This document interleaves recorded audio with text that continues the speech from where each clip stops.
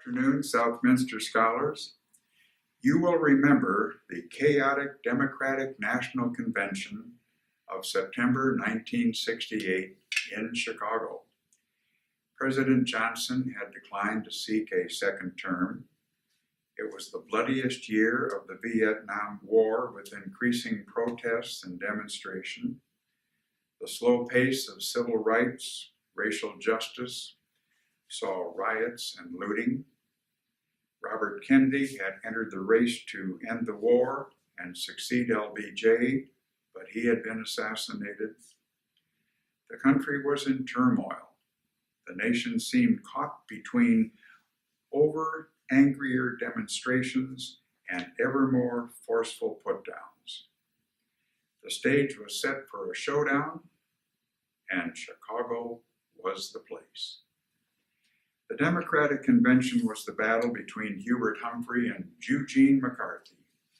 Change was in the air. Change was coming. The choice seemed to be between gradual and orderly, or quickly and radically. Chicago Mayor Richard Daley saw the Democratic Convention as an ideal opportunity to promote his city to the entire world, and that included the reputation of the Chicago Police Department as very effective to quickly shut down demonstrations and protests. Yippie founder Abbie Hoffman and Jerry Rubin called for the youth of America to gather in Chicago to challenge and confront the establishment. It was estimated 100,000 anti-war and counterculture activists would arrive.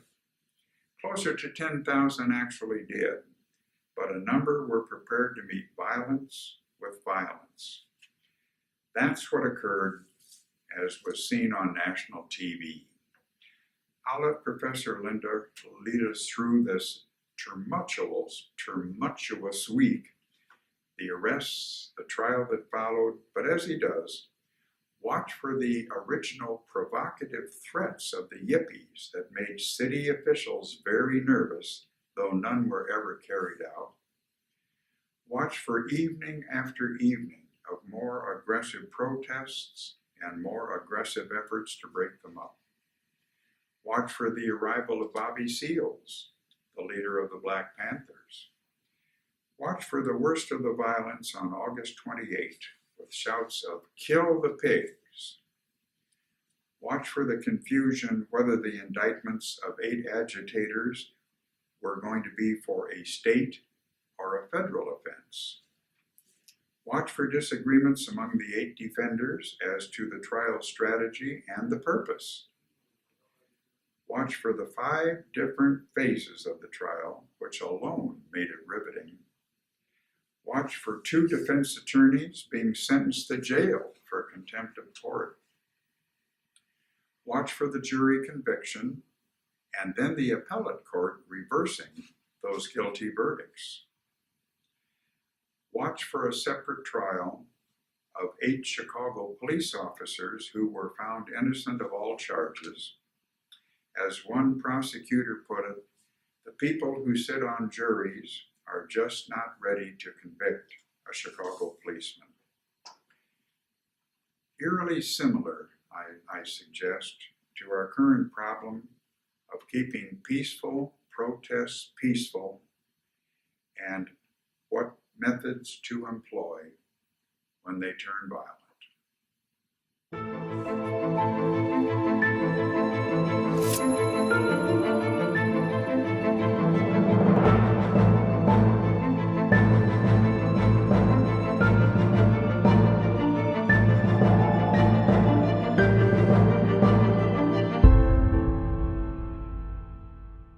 It's September 24th, 1969, 13 months after the bloody riots that marred the 1968 Democratic National Convention in Mayor Daley's Chicago. It's the opening day of the trial of the so-called Chicago 8, 8 radicals that the government accuses of crossing state lines with the intent to start a riot. On the bench is 74-year-old Judge Julius Hoffman. Hoffman is one tough judge, pro-prosecution and abrasive.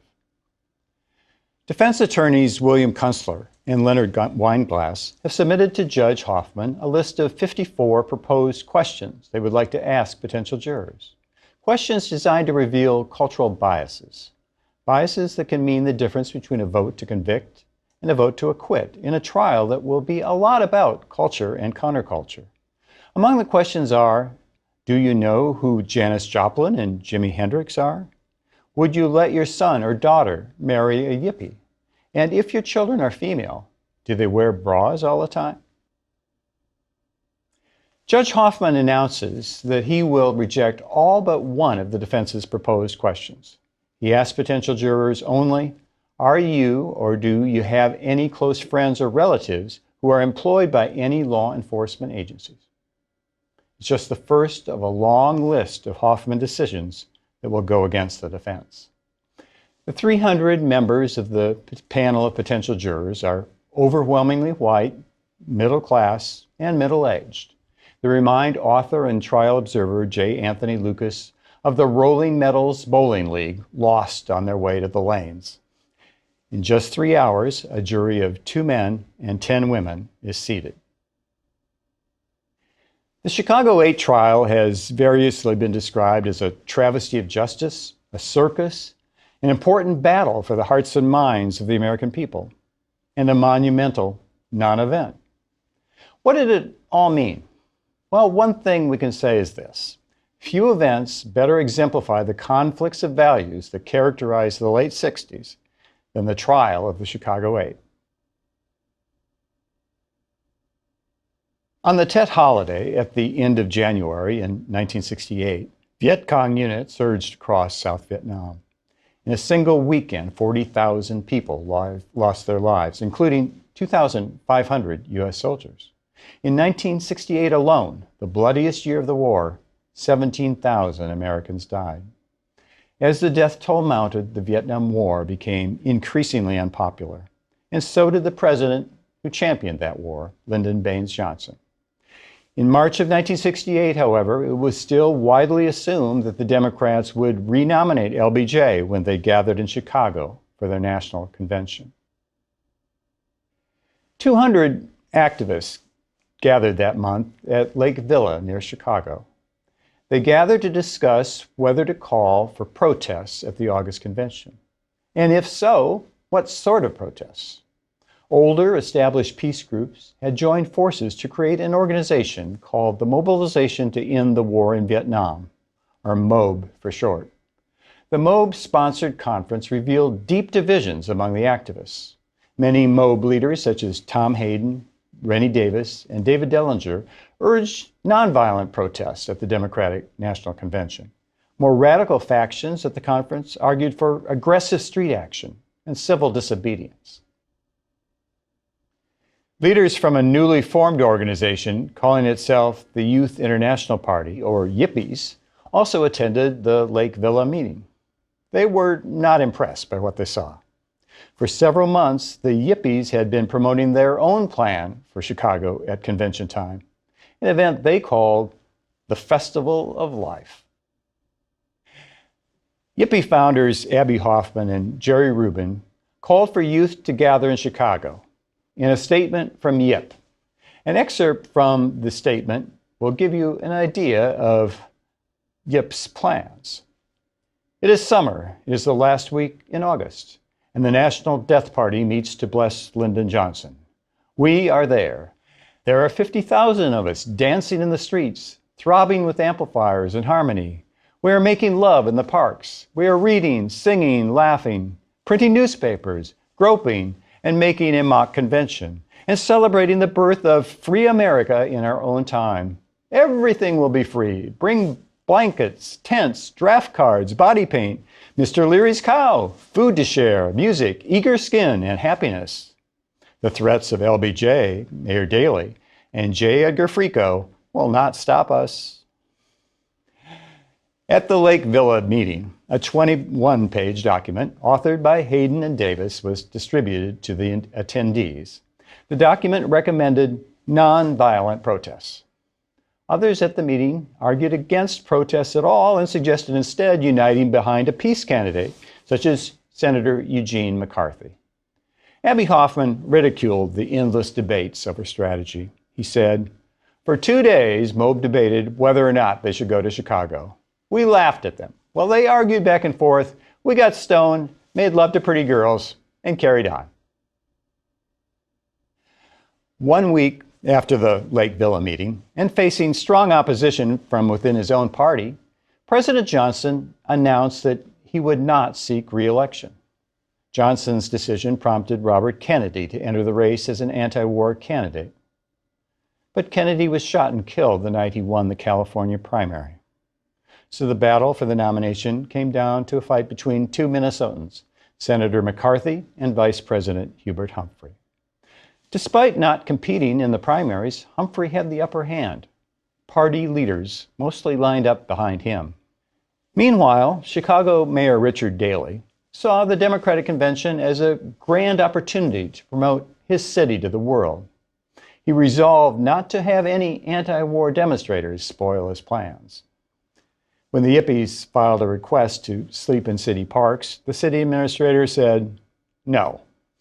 Moreover, the administrator announced that during the convention, an 11 p.m. curfew would be enforced in all city parks. Mayor Daley put the city's 12,000 police officers on 12-hour shifts to keep the demonstrators in line.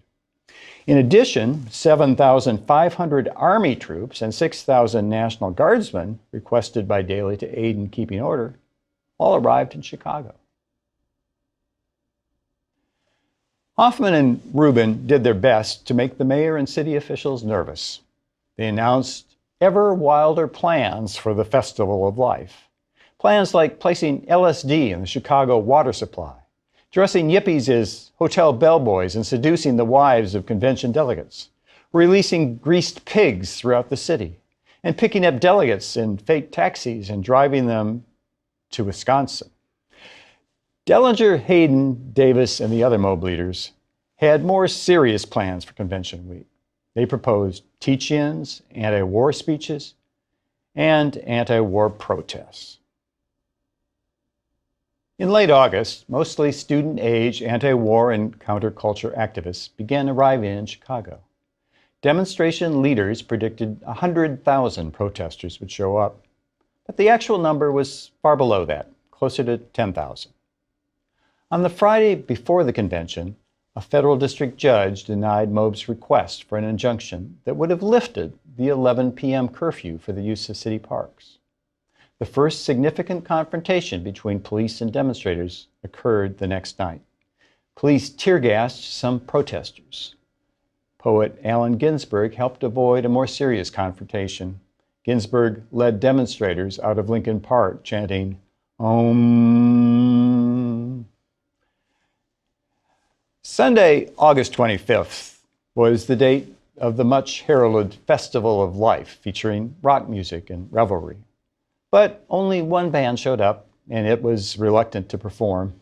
The band feared that the police would destroy their sound system. Young people in the park handed out flowers, smoked pot, made out, and listened to some poetry. About 10:30, a police officer with a bullhorn walked through the park saying, "The park is closing. If you stay in the park, you'll be arrested." Some young people responded to the demand by throwing objects at a police car. At 11 o'clock, police charged after people still in the park, tear-gassing and clubbing them. Some youth responded by smashing car windows and vandalizing buildings. The following night, police cracked more heads and fired more tear gas grenades, attacking about 3,000 demonstrators.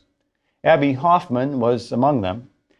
He urged demonstrators to hold the park and called for the protesters to mess up the pigs at the convention. A police officer arrested Tom Hayden after he spotted him letting the air out of the tires of a police car. Sometime after midnight, Rennie Davis stood on the barricades in Lincoln Park with a megaphone and told the people to, quote, "Fight the pigs." Tuesday was a multi-ring circus in Chicago. It began with a sunrise service of chants, prayers, and meditation in Lincoln Park led by Allen Ginsberg. In the Chicago Coliseum, about 4,000 persons gathered to hear David Dellinger and folk singer Phil Oakes, novelist William Burroughs, and a variety of other peace movement celebrities. Black Panther leader Bobby Seale spoke to the crowd in Lincoln Park. Seale told the crowd that the police violence must be met with violence. Abbie Hoffman, having lost patience with Moab's nonviolent stance, met with the Blackstone Rangers, a Chicago street gang. He discussed with the Rangers the possibility of them coming to the park that night with weapons. Shortly after 11 p.m., the nightly police routine of clubbing and tear gassing was repeated in Lincoln Park. Convention week violence peaked on Wednesday, August 28th, the day Hubert Humphrey received the Democratic nomination for president. The day began with the arrest of Abbie Hoffman while he was having breakfast. Hoffman was charged with public indecency for having written a four-letter word on his forehead. Hoffman told the police he put the offensive word on his forehead to discourage the press from photographing him. In the afternoon, Dellinger, Seale, Davis, and Hayden addressed a large crowd of demonstrators at the Bandshell in Grant Park, opposite the convention's headquarters hotel. Tom Hayden allegedly told the audience, "Make sure that if the blood is going to flow, let it flow all over the city. If we're going to be disrupted and violated, let the whole stinking city be disrupted. I'll see you in the streets." About 3 p.m., some people in the crowd lowered an American flag from a flagpole and attempted to raise a red flag in its place. Police moved in to retrieve the American flag. Jerry Rubin yelled, "Kill the pigs! Kill the pigs!" In another incident, Rennie Davis was clubbed unconscious and taken to a hospital. In the evening, near the International Amphitheater, where the Democrats were nominating Humphrey, police stopped a march of about 1,500 people. They attacked demonstrators with tear gas and clubs at numerous street intersections in the area. The scenes of the clubbing were carried live on television across the country. This was the riot that America remembers. Whether one calls it a riot of protesters or a riot of police remains a matter of opinion. The clubbing and the tear gassing finally let up on Thursday, but protests continued. A police undercover officer in the park targeted two anti-war activists, John Froines and Lee Weiner. According to the officer, Froines asked demonstrators to bring more ammunition to use against the police. Weiner, meanwhile, allegedly told the undercover officer about a plan to use Molotov cocktails to create chaos in Chicago's downtown loop. Weiner asked the undercover officer to gather bottles, sand, rags, and gasoline needed to make the Molotov cocktails. Now, of course, what happened in Chicago shocked the country. But what to do about it? Some people demanded that leaders responsible for the protests be put on trial. Other people suggested it was the police officers who needed to be prosecuted. Prior to the 1968 Civil Rights Act, rioting and incitement to riot was a strictly local law enforcement issue. But in response to the increasing number of anti-war protests around the country, and these anti-war riot provisions were included in the Civil Rights Act. The provisions made it a federal crime to cross state lines with the intent to incite a riot. Now, President Johnson's Justice Department was reluctant to use the new provisions for a prosecution in Chicago. Attorney General Ramsey Clark viewed what happened as primarily a police riot. He was more interested in prosecuting police officers for brutality than he was in prosecuting the demonstrators for rioting. The Justice Department's lack of interest in prosecuting the protest leaders outraged Mayor Daley. Daley convinced a close friend and a federal judge to summon a grand jury to consider possible violations of the anti-riot law. And in March 1969, the jury returned indictments against 8 demonstrators, balanced exactly by indictments against 8 police officers. The 8 indicted demonstrators were Abbie Hoffman, Jerry Rubin, David Dellinger, Tom Hayden, Rennie Davis, John Froines, Lee Weiner, and Bobby Seale. It was an interesting collection of defendants. Though all were charged with conspiracy, some of the defendants had never even met each other. The defendants chosen seemed to be chosen as representatives of various strands of the anti-war movement. Hoffman and Rubin from the culturally focused Yippies, Hayden, Davis, and Dellinger from MOB, and Bobby Seale from the Black Panther Party, an organization focused on racial justice issues. By the time the grand jury returned its indictments, Ramsey Clark lacked the power to object. Richard Nixon occupied the White House, and Nixon's new Attorney General, John Mitchell, had none of his predecessors' reluctance about prosecuting demonstrators. He gave the green light to prosecute. Regular observers at the trial noted the stark contrast between the scenes at the defense and prosecution tables. At the defense table, defendants relaxed in blue jeans and sweatshirts. They often propped their feet up on chairs or the table itself. Hoffman and Rubin often wore headbands, buttons, beads, and colorful shirts. The defendants passed trial hours munching jelly beans, cracking jokes, offering editorial comments, making faces, reading newspapers, and sleeping. They littered the area around the defense table with clothing and candy wrappers. One day, even a package of marijuana turned up. The prosecution table, on the other hand, was a study in formality. Silver-haired District Attorney Thomas Ferran and his young assistant, Richard Schultz, sat stiffly.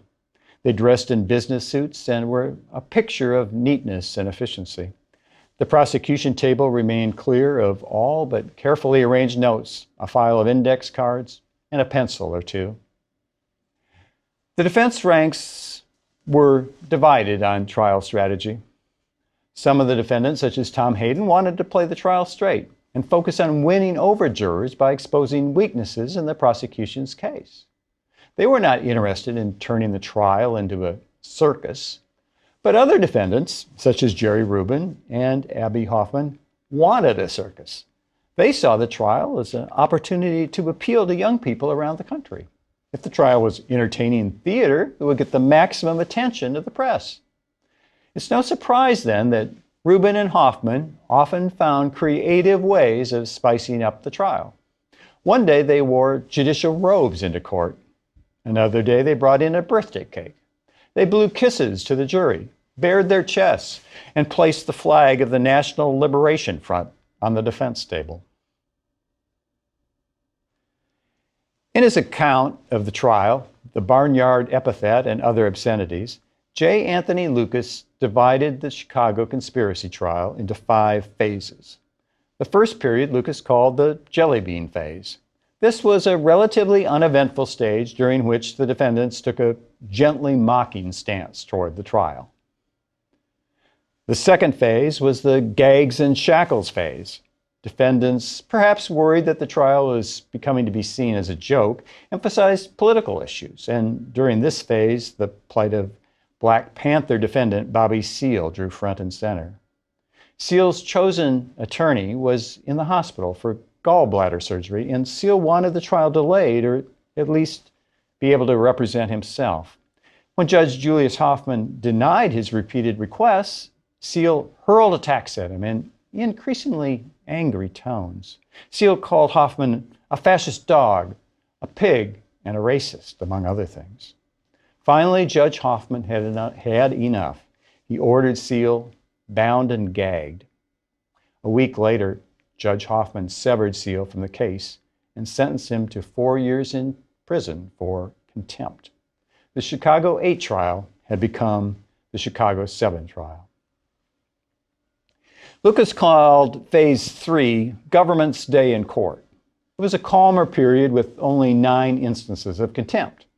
The defendants realized that the prosecution's case was surprisingly weak. They sensed an opportunity for at least a hung jury. So the defendants cooled it for a while in the hopes of avoiding having the jury turn against them. The heart of the government's case in this Phase 3 was presented through the testimony of 3 undercover agents who had infiltrated the radical ranks. One agent served as Jerry Rubin's bodyguard. Another agent became a leader in the group Vets for Peace. And a third agent maneuvered his way into a leadership position in the SDS, Students for a Democratic Society. On the stand, the undercover agents described plots to disrupt traffic, take over hotels, sabotage restrooms, and engage in other hit-and-run guerrilla tactics. Judge Hoffman helped the government's case along. Hoffman ruled for the government time and time again in evidentiary disputes. Judge Hoffman did not seem to believe that what's sauce for the goose is sauce for the gander. For example, he allowed the prosecution to introduce speeches the defendants made before their arrival in Chicago when they supported the government's case, but he ruled that the defense could not introduce statements made before Chicago on the ground that they would be, quote, self-serving.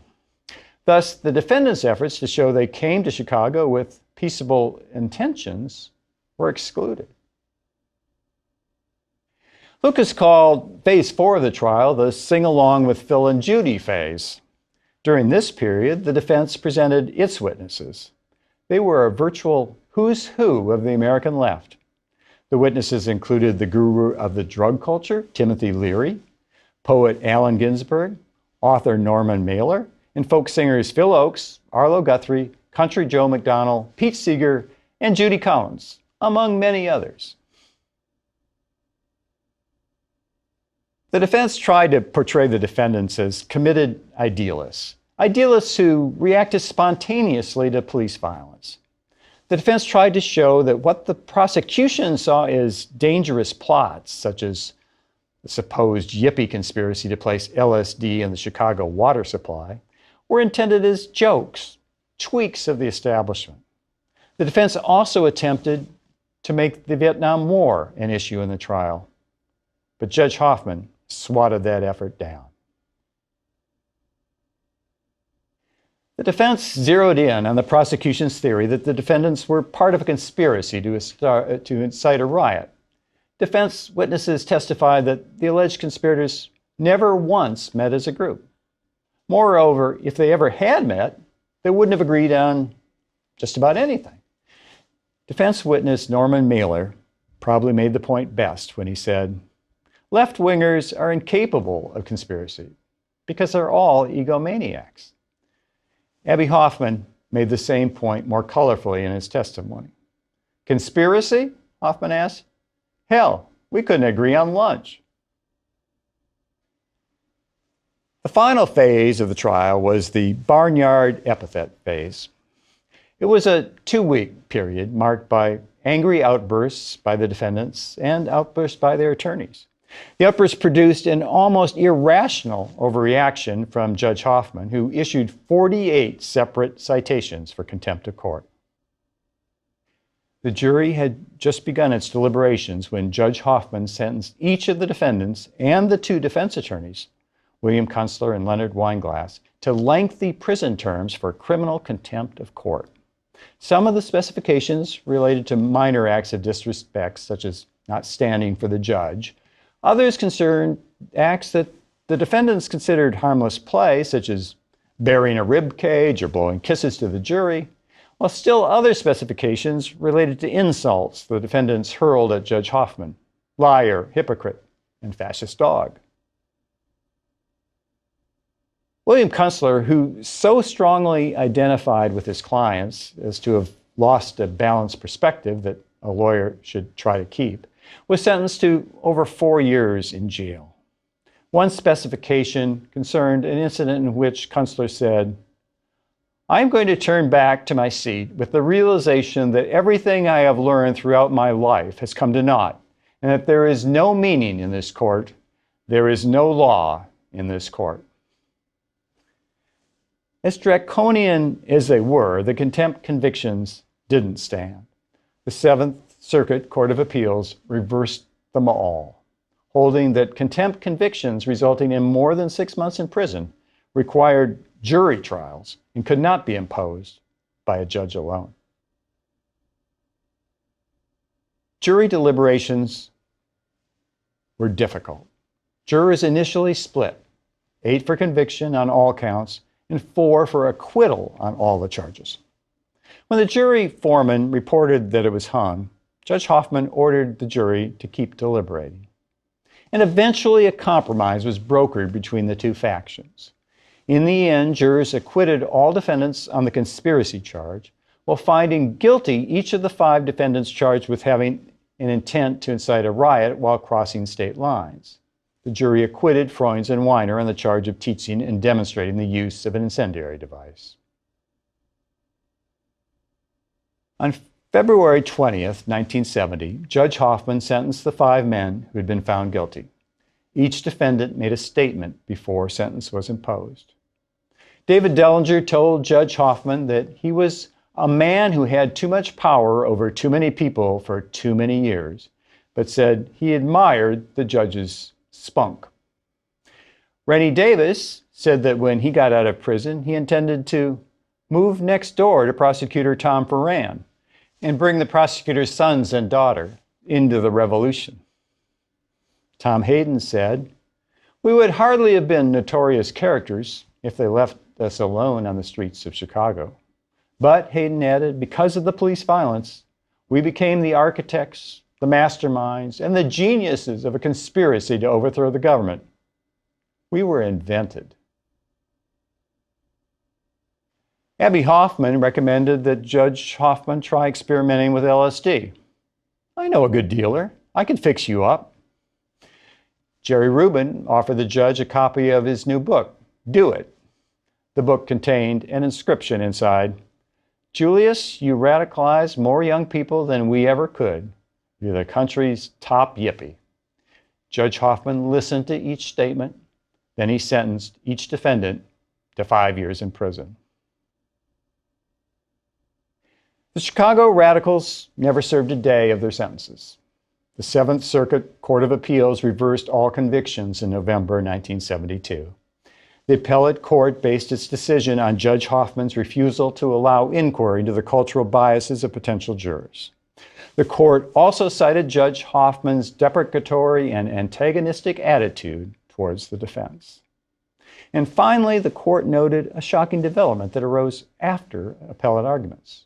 The FBI, with the apparent knowledge and complicity of Judge Hoffman and prosecutors, bugged the offices of the Chicago defense attorneys. The Court of Appeals said that it, quote, had little doubt but that the wrongdoing of FBI agents would have required reversal of the convictions on the substantive charges.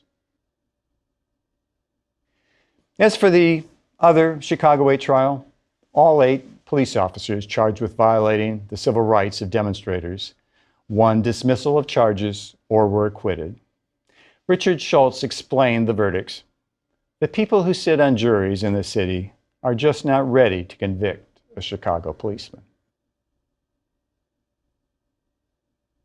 There is no simple yes or no answer to the question of whether the Chicago defendants intended to incite a riot in Chicago in 1968. Even Abbie Hoffman said, "I don't know whether I'm innocent or I'm guilty." The reason for the confusion, as Norman Mailer pointed out during the trial, was that the alleged conspirators understood that you didn't have to attack the fortress anymore. All they had to do was surround it, make faces at the people inside, and let them have nervous breakdowns and destroy themselves. Without a doubt, the Chicago trial was one of the most unusual courtroom spectacles in American history. It brought together a hard-headed judge who feared his world was collapsing around him, and a group of defendants who saw the judge as representing everything they fought against. It was a recipe for disaster, a recipe for a monumental waste of courtroom time. But it was also a trial that involved the strangest of crimes, the crime of crossing a state line with the intent to start a riot. To answer the question of guilt or innocence required that the jury evaluate the ever-changing mental states of each of the defendants at a particular time in the past. It was an almost impossible task. The trial of the Chicago 8 is symbolic of American divisions in the late 1960s. A yawning chasm separated the mindset of the defendants from the mindset of Judge Julius Hoffman. And that chasm reflected the rift that ran through American society as the war in Vietnam dragged on. Police versus protester, establishment versus radical, decorum versus defiance. These were the polarities on display at the trial, and they reflected a nation being pulled apart by racial, generational, and even sexual tensions. Given these divisions, it's safe to say that the defendants never had a prayer at winning an outright acquittal. Some members of the jury clearly had no sympathy for the defendants or their causes. After the trial, one female juror said the defendants, quote, should be convicted for their appearance, their language, and their lifestyle. The jury foreman complained to a reporter, these defendants wouldn't even stand up when the judge walked in. When there is no more respect, we might as well give up on the United States. And a third juror was even more indignant. The juror told a reporter that the defendants should have been shot down by police. Thank God for the Seventh Circuit Court of Appeals. A few takeaways for me from this trial. The trial of the Chicago 8 is symbolic of the deep divisions within America in the late 1960s. Police versus protester, but even more so, establishment versus radical, and certainly decorum versus defiance. They reflected a nation being pulled apart by racial, generational, and even sexual tensions exacerbated by the war. And I think that's kind of an apt summary where we find ourselves today. There can be no doubt struggles for equal justice and civil rights have been made in the intervening years.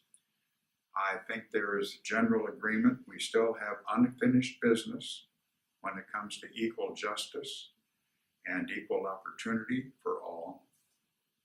The question now, as in 1968, is how to proceed, where first, and how rapidly. But change is in the air. Professor Linder put it well, I think. His succinct summary of deep divisions within our country, a nation being pulled apart, and the question now becomes, what changes and how fast? And that gets us into establishment versus radical and decorum versus defiance. Well, comments, observations, run me down, anything on QB?